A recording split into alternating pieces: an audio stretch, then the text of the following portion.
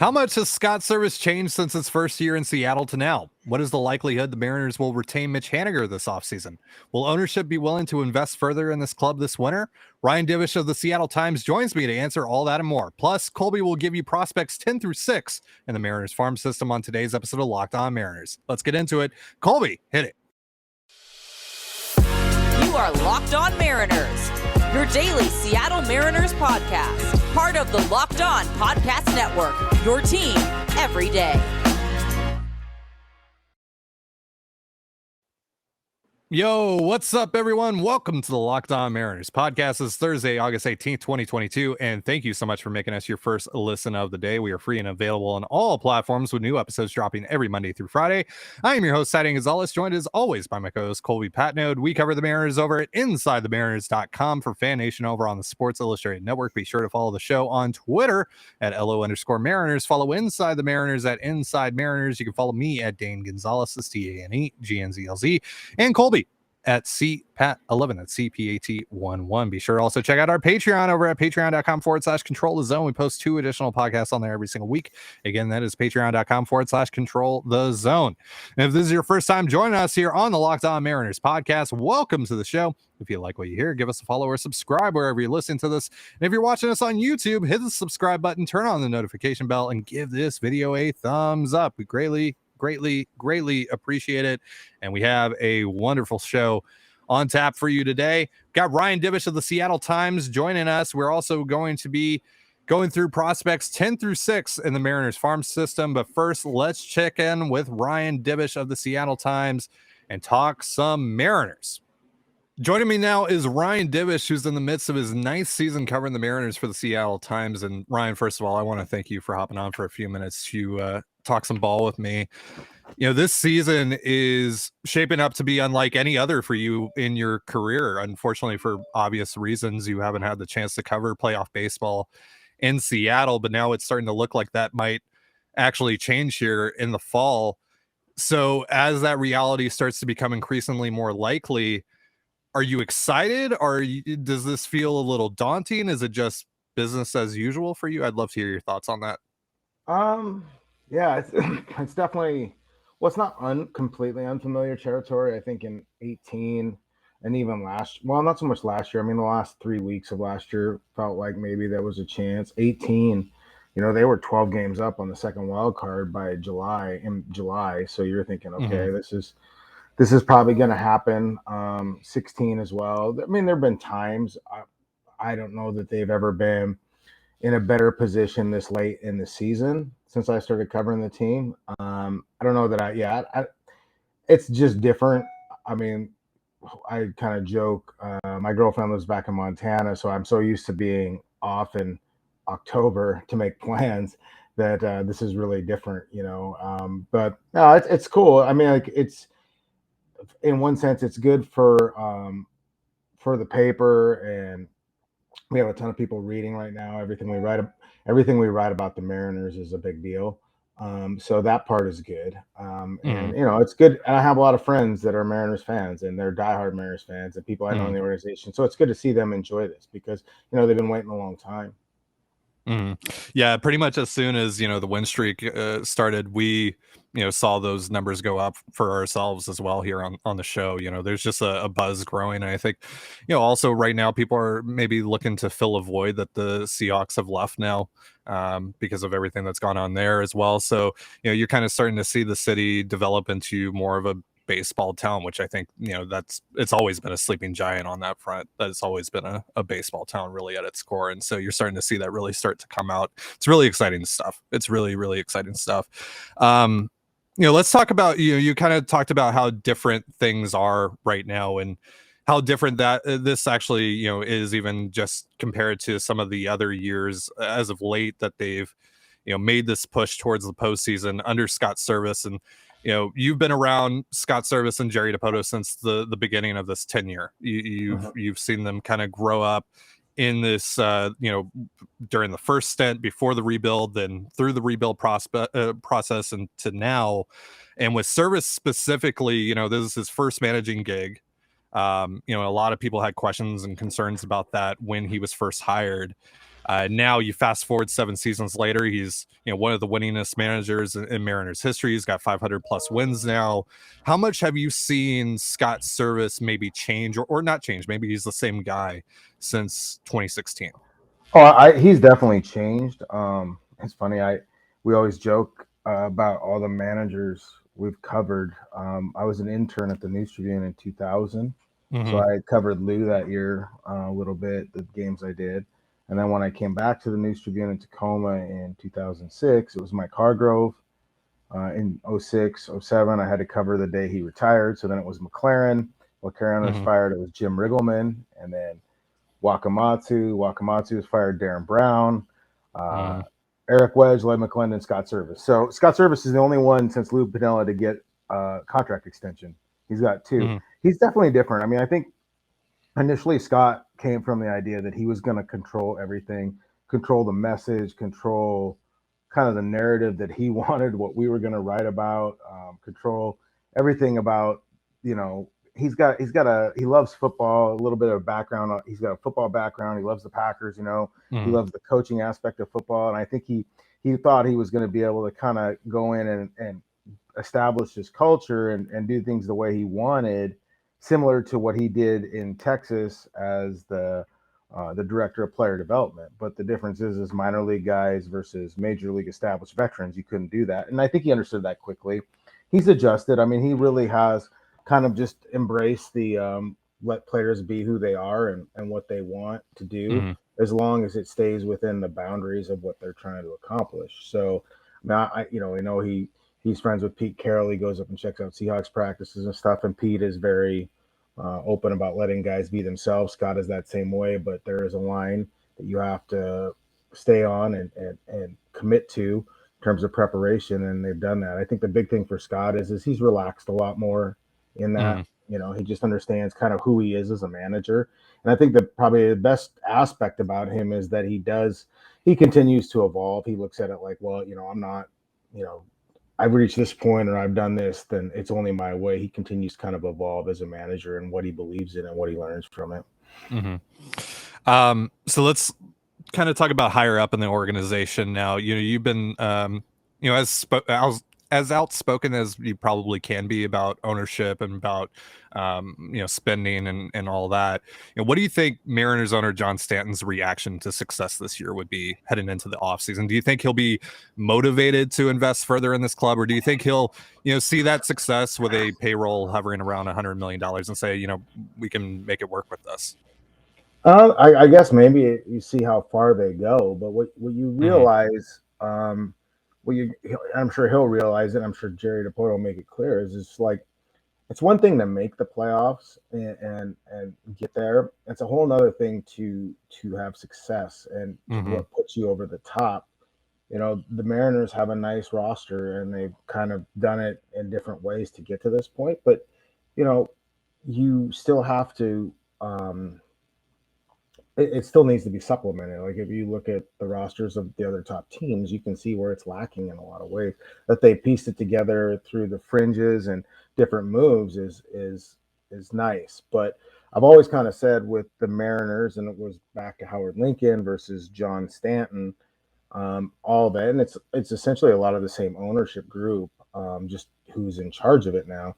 There's a lukewarm feeling about success or winning. Yes, they want to win. They say they want to win. I believe they want to win, but there's a level of, I guess, courage or level of risk that has to be involved to win, whether it's a financial investment, a prospect investment, all that kind of stuff. And I don't know that the Mariners have always been willing to take that risk, put your cards on the table, go all in and say, hey, here's what we're going to do.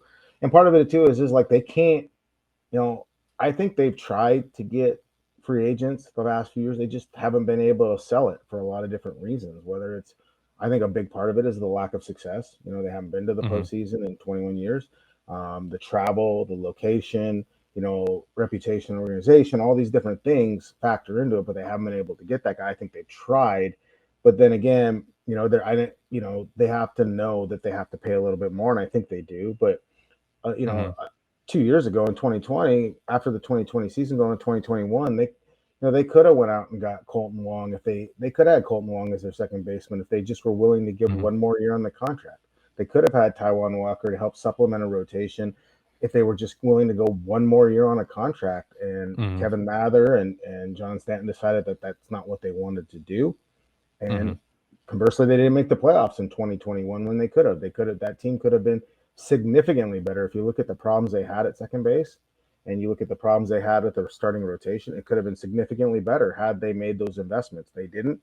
And so, if they get to the postseason this year, however well they do, are they going to continue to invest in what's going on moving forward? Because, they can't just sit there and stay stagnant and say this same roster is going to produce the same thing. I think people don't realize how difficult it is to go 36-15 over a stretch and how special this is.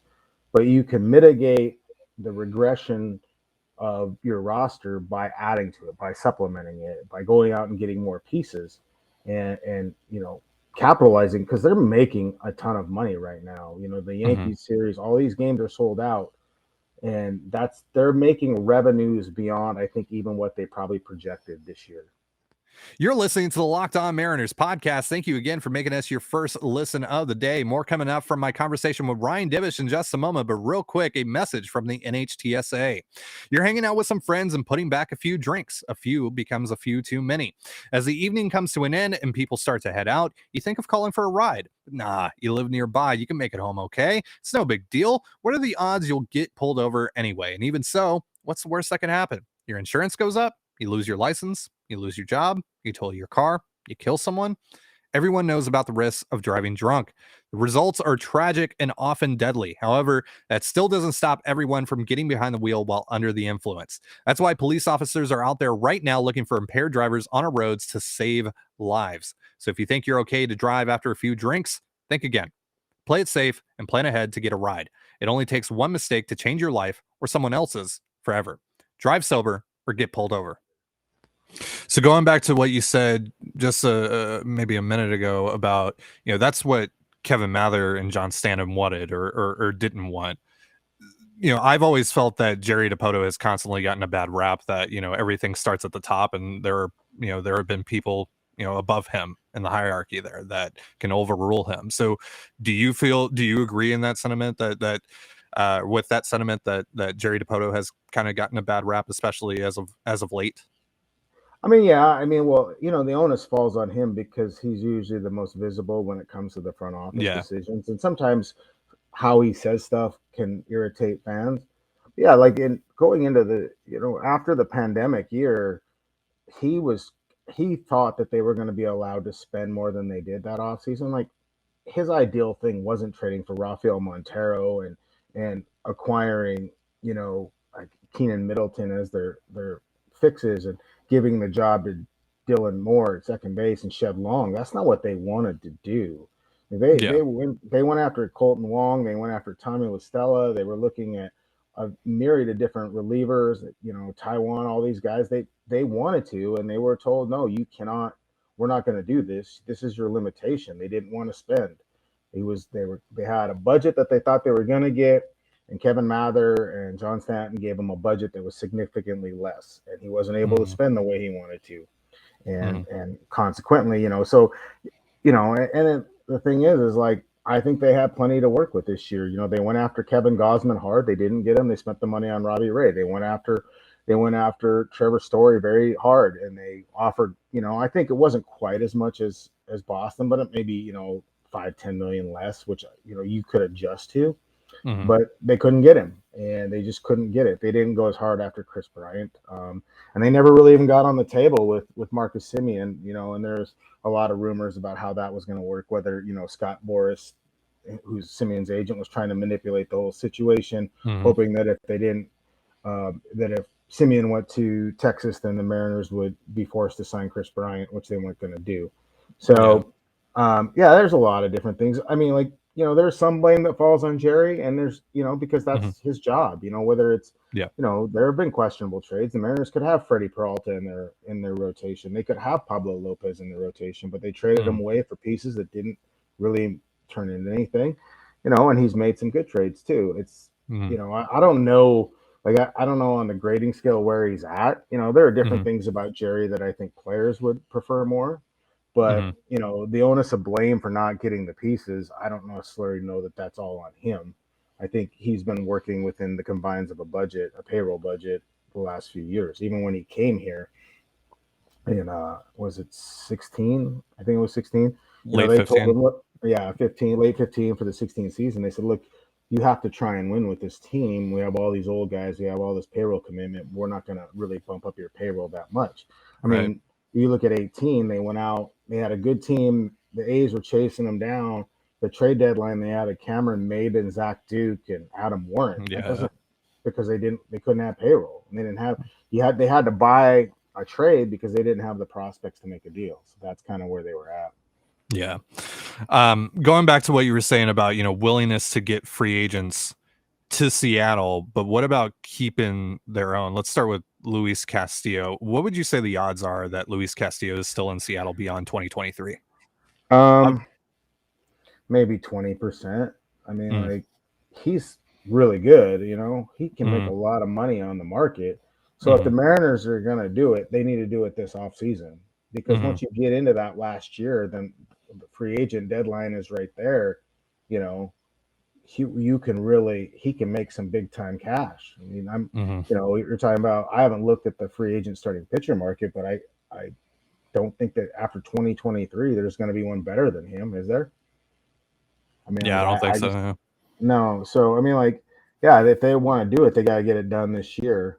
This offseason would be ideal. Once you get to that last year, players see the finish line and think, okay, well, now I'm going to go in the open market and really get paid. They could do it. I mean, it's not like they don't have the money, and they should. I mean, they should make every effort to do it. Maybe they can buy out a couple of years. Maybe they can go heavy for a couple of years to do it, but they certainly should do it.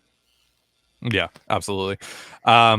What about Mitch Haniger? Because I believe, and correct me if I'm wrong, but I believe you've said in the past that Haniger wouldn't be as open to signing an extension in Seattle, but things have changed. The timeline has kind of changed for the Mariners, and I feel like Haniger still fits for 2023. Do you think he would be open to that? Obviously, there is the qualifying offer that they can place on him this winter, but do you think a return is possible for Haniger? I guess. I mean, I think Mitch has waited long enough. He's older. He wants to test the market. He's been to this point. If the Mariners really were serious about trying to sign him to an extension, they would have done it, in the offseason of last year, and then pushed, to buy out. Could have bought out this year of arbitration, the first couple of years of free agency. Maybe, I know Mitch, he's never really gotten that major paycheck because he was a late bloomer. So he's looking forward to this contract. And I think he'd like to see what's out there. I think it's kind of mutual. I don't know that the Mariners really necessarily want him back, whether the availability of it all and, they're kind of, they offered Mitch an extension after his AllStar season. He turned them down, because he felt, at least from what I was told, that it wasn't it wasn't commensurate with what he expected, and then that's when they tried to trade him to the Braves. That's when they were starting to rebuild and everything. And they, never got that finished. So I don't know. I mean, I guess, but you're going to have to make a real offer. This isn't like hometown discount. Hey, I want to be here or this and that. This guy's never really been paid. I mean, he lost a ton of money in arbitration because he got hurt. When he got hit in the nuts, I mean, he got hurt and, there's a lot of consternation about the process and that, but it cost him a ton of money in arbitration. So he wants to get paid and he, I think, frankly, deserves it. So we'll see. I just think once you've gotten to this point, I don't know that Mitch, wants to come back. I think he could, but I think he wants to see what's out there because, he probably isn't going to have another chance to sign another multi-year deal, whether it's for 3 years with an option or what. Yeah, totally understandable. And he deserves that opportunity to go out and see what's out there for him. Lastly, what do you think a Julio extension has to look like for that to get done at this point? Well, I mean, I guess you have to kind of look at Acuna and how they did that and then go up from that, because a lot of people felt like Acuna was pretty team friendly. I mean, I don't know that you give him the Tatis contract, we got to it's got to be more than what Acuna made, significantly more. You know, they've gotten to this point. He's going to probably win Rookie of the Year. He's their best player. He's the best developed player they'll have had since Seager. You know, Seager was the last All-Star that was drafted and developed.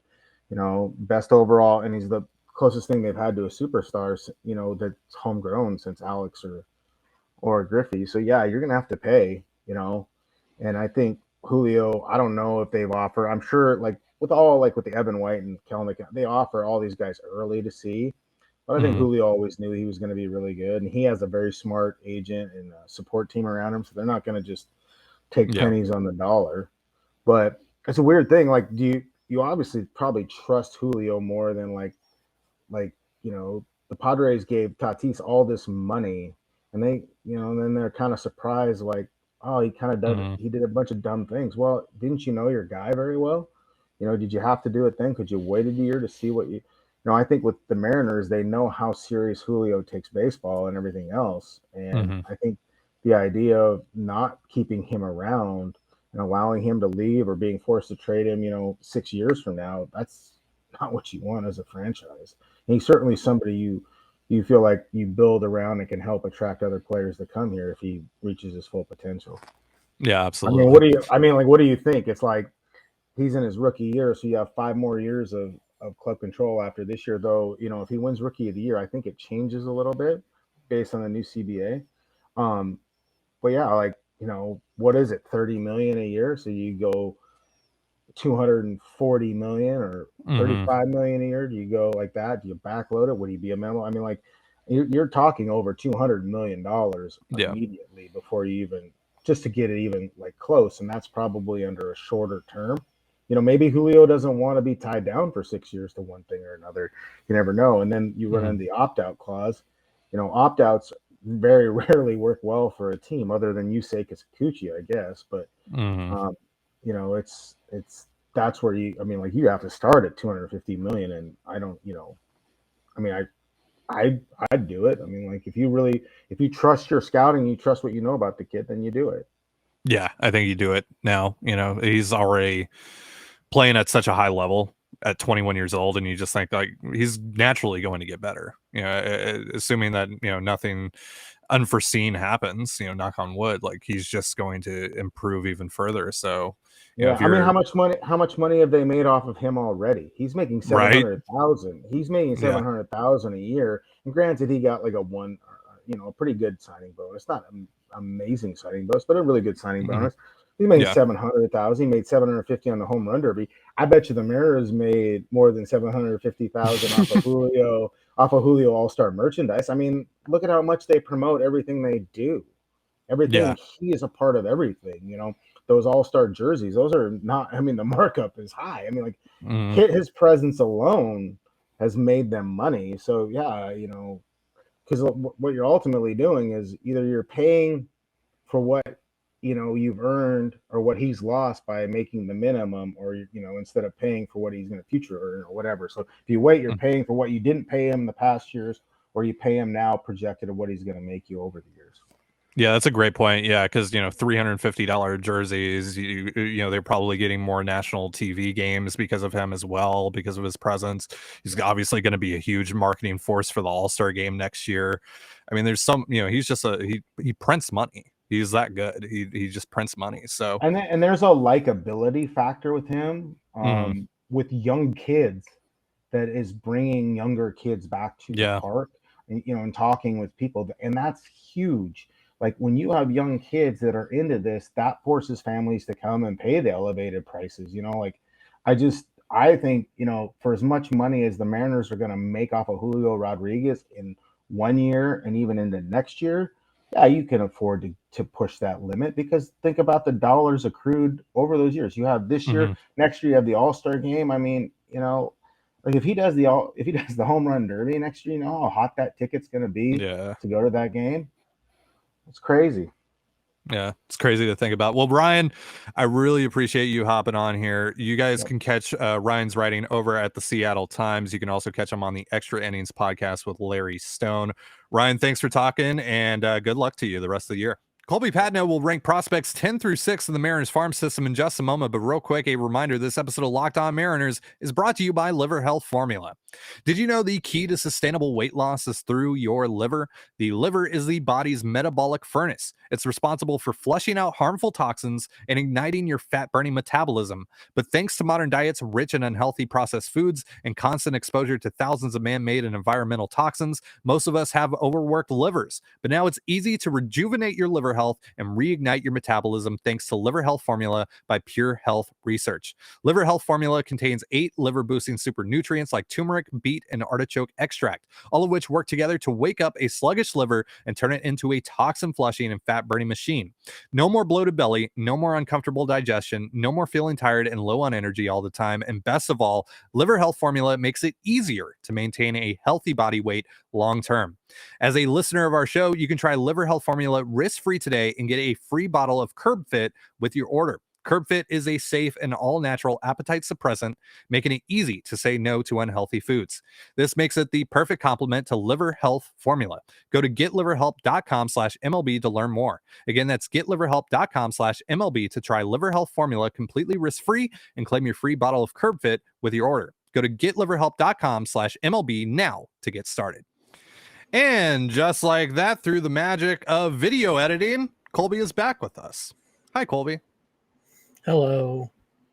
It took you roughly, 23, 24 minutes to finally speak in this episode. So, hi. Yes. Hi.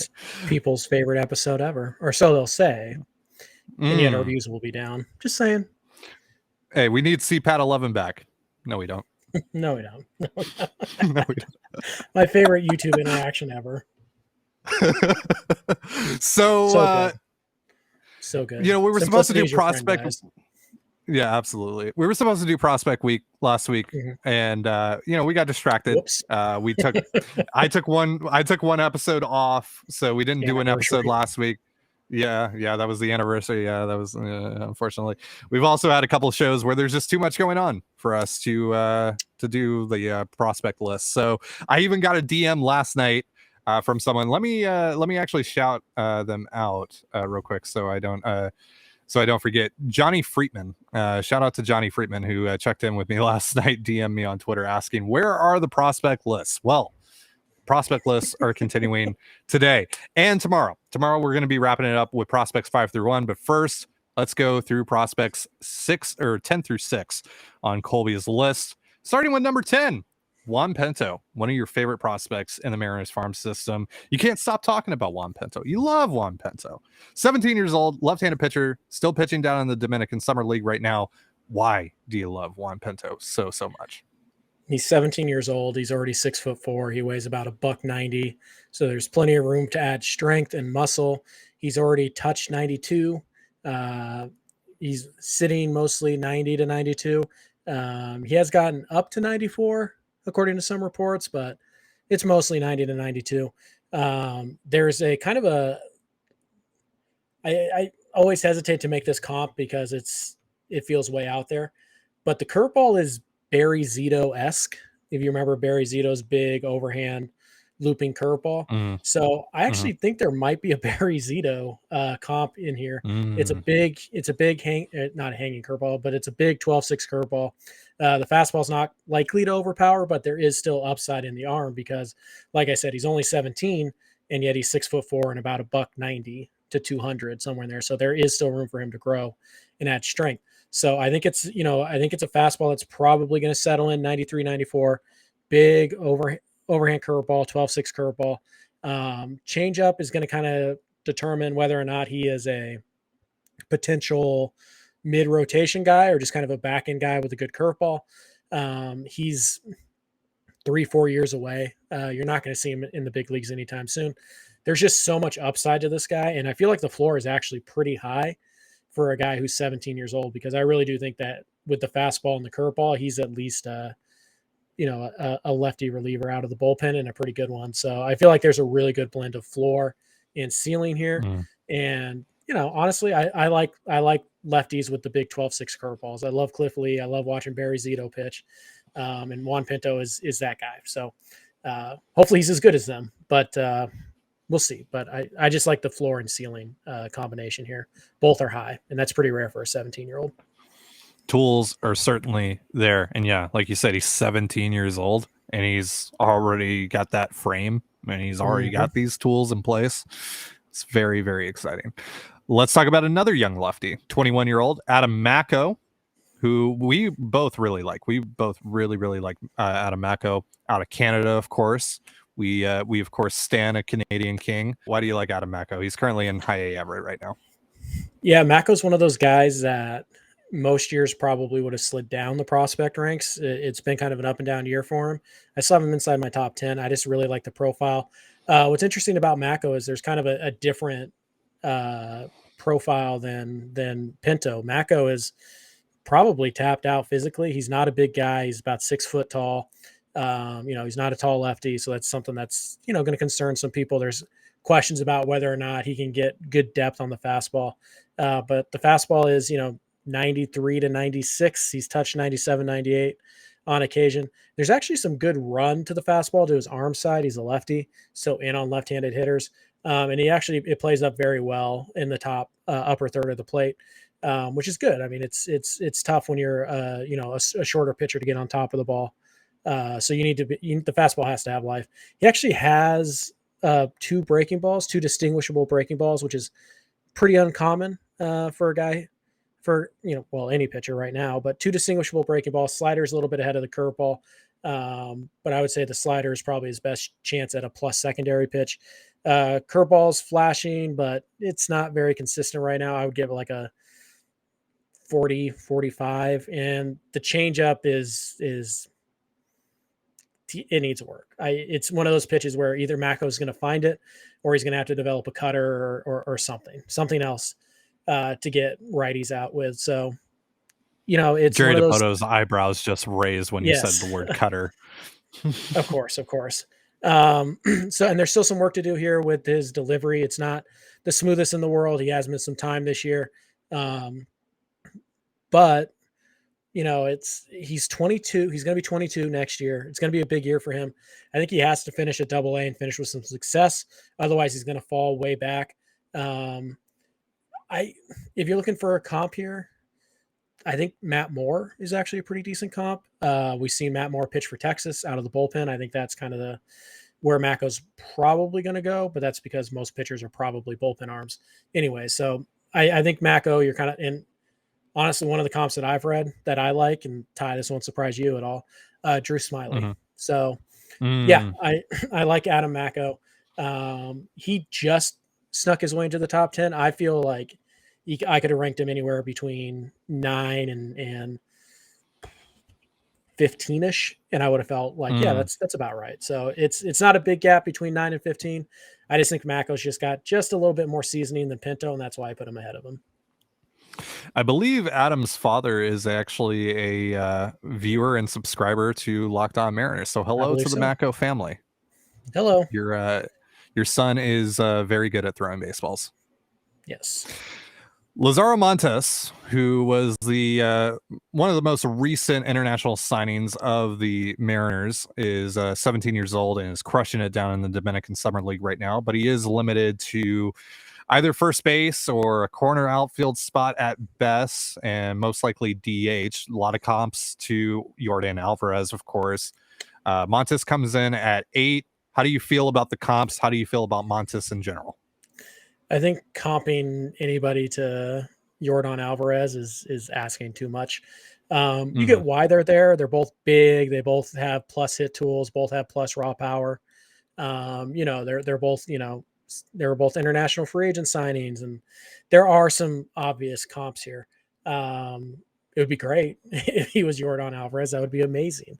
I actually think he's probably more current day Jock Peterson than he is likely to be Yordan Alvarez. Defensively, we'll see. He's definitely, like you said, he's definitely a corner guy. There's a lot of work to do here, but there's a ton of upside. If you can get everything going right, this is a guy who's going to hit 250, 260. He's probably going to walk 10, 11% of the time, and he's probably going to drop 30 bombs at his best. So offensively, there's a little bit of Mitch Haniger here. You're looking for a Mariners comp, but he's got to clean some things up. Mostly the swing and miss, and kind of controlling the zone. Which at 17 years old, I'm not going to hold against him too much, especially when the upside is this high. So I think he's ultimately a first baseman. He might be able to fake it in right field. He's got a good arm, so it's not an arm issue. It's just a value of where the bat will play best. I think it's going to be a little while before we see Montes. It's one of those reasons I was really okay with them trading Montes, even for somebody like Brandon Drury or Rental, just because it's going to take him a while to get here. But the upside is so high that I feel like not having him inside the top 10 is just a mistake. I mean, we're legitimately talking about a 140 WRC plus type of guy here. Yeah, absolutely. All right, number 7, my favorite, the Vanilla Missile, Walter Ford. Sir. The Mariners competitive balance round B selection of this past draft. He has yet to make an appearance in pro ball. He won't do that until next year, I believe. 17 years old. I mean, outside of his meme ability, what should we be keeping an eye out for with the Vanilla Missile? There's nothing more. Just king of memes. Next. Yeah. He's only 17, but he's young for this draft class. He'll turn 18 in late December, I believe it is. It's a ton of athleticism, a ton of arm strength. It's a very whippy arm. It's a very easy 97. Slider looks like it's going to be the out pitch here. Looks like a true fastball slider type of pitcher. Kind of similar to Logan Gilbert, minus the height and the extension and all that stuff. Just similar profiles. The changeup, we'll see. That's kind of be the difference maker. Can he have that third pitch? We don't know. But again, he's only 17, hasn't even pitched in pro ball. It's not hard to look at this guy and say, you know what? This is a guy who's going to have a plus slider, upper 90s fastball, and a fringe average changeup. It's a number 3 starter. And again, he's just 17. He's going to get bigger and stronger. He's going to learn how to pitch. There's a chance that he is the top of the rotation arm. But again, 17, it's going to take him a little while, probably 4 years or so before we can start talking about him as a potential big leaguer. But it's fastball value for days. It's a 100 miles an hour with run, with rise, and a wipeout slider. That's the baseline start for him. It's going to come. How good he is in the rotation comes down to whether or not he can give a third pitch. And I think the Mariners, with just the raw clay they have to work with Ford, I think the Mariners can get him that third pitch that he needs. Got you. So coming in at number 6 is Matt Brash, and I don't think we need to go on and on here about Brash, because I think most Mariner fans know what they're getting out of Brash now, because he is at the major league level and he's performing quite well out of the Mariners bullpen, especially as of late. So I think the question to ask here, though, is why is he not in your top 5, considering that he is at the major league level now? 5 guys are better than him. Ultimately, I think Brash, I think he just put himself in a reliever role. I don't think the Mariners should give up on the idea that he can start. It's just hard to imagine how he's going to start for the Seattle Mariners going forward, because he's clearly at best the 5th guy right now in the organization. And you have Bryce Miller coming up. You have Emerson Hancock coming up. The Mariners aren't just going to sit back and wait for those guys to come up. They will spin on pitching if they need to. It's just really hard to envision a scenario. They still have Macko and Flexen as well. Just hard to envision a scenario where he's a starter for the Mariners. So I kind of had to look at him as just a pure reliever. I still factored in that he might start, which is why he's 6, and the stuff is insane. We saw it yesterday, just carving through major league hitters like they're nothing. So out of the bullpen, Brash is potentially like right-handed Josh Hader, like just untouchable, game over type of guy. And that has insane value, especially since he's going to go multiple innings as well. So Brash, I tried to factor in that he might still start while accepting the reality that if he's with the Mariners, he's probably a reliever. And that's why I went with 6 instead of 5 or 4. He was close, but I had to factor in that he ultimately with Seattle, probably a reliever. Now, if you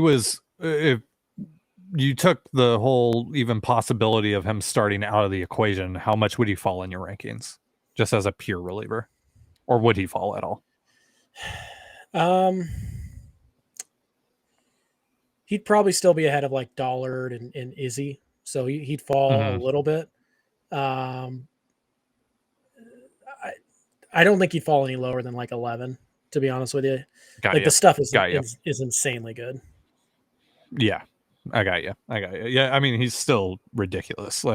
And the fact that there is legitimate potential for him to be like an elite reliever out of the bullpen in the future, that's incredibly valuable. That's not nothing, you know. Yeah, I think I do too. A near lock to happen. I think we're already starting to see that develop definitely. right now. You know, he's starting to really figure it out. He's starting to gain confidence in himself, and he's starting to locate better. You know, now that he's actually finding the strike zone with the slider, or he's able to generate whiffs with the slider, just in general, I mean, sky's the limit with the guy. I love Matt Brash so much. I still want them to maybe look at him as a starter, but I get it, right? There aren't going to be that many spots. They still got to figure out Macko and Flexen. You know, they could do something during the offseason, and they, of course, have, you know, Emerson Hancock, Taylor Dollard. Those guys are going to make an appearance at some point in 2023, I would assume, barring injury or some sort of trade. So, Ty's number one prospect, Matt Brash. Bold. It's bold. I love Matt Brash, man. And again, another, you know, we have to stand a Canadian king, of course. So that's that's gonna do it for our show. Thank you so much for joining us here on the Locked On Mariners podcast. Thank you again to Ryan Divish of the Seattle Times for taking the time out of his travel day to join us for a few minutes and talk some ball. Hope you guys enjoyed that. Hope you guys have enjoyed some of the interviews we've done this week. And if you want to see more interviews, let us know in the comments below if you're on YouTube, or email us at lockedonmariners@gmail.com, and let us know who else you would like to see on the show. Tell us. Let us know. All right. So for Colby Patnode, I'm Titan Gonzalez. Be sure to give us a follow on Twitter at LO_Mariners. You can follow Inside the Mariners at Inside Mariners. You can follow me at Dane Gonzalez, that's DANEGNZLZ, and Colby at CPAT11, that's CPAT11. You can also find all that stuff in the description of this episode, whether you're watching or listening to it. And thank you again for making us your first listen of the day. Now make your second listen the Locked On MLB podcast. MLB expert Paul Francis Sullivan brings humor, passion, and unique perspective on every team and the biggest stories around the league. Follow the #1 daily league-wide podcast, Locked On MLB, on the Odyssey app, YouTube, and wherever you get your podcasts, just like us. And with that, have yourself a beautiful baseball day, and we'll see you tomorrow. Go M's. Peace.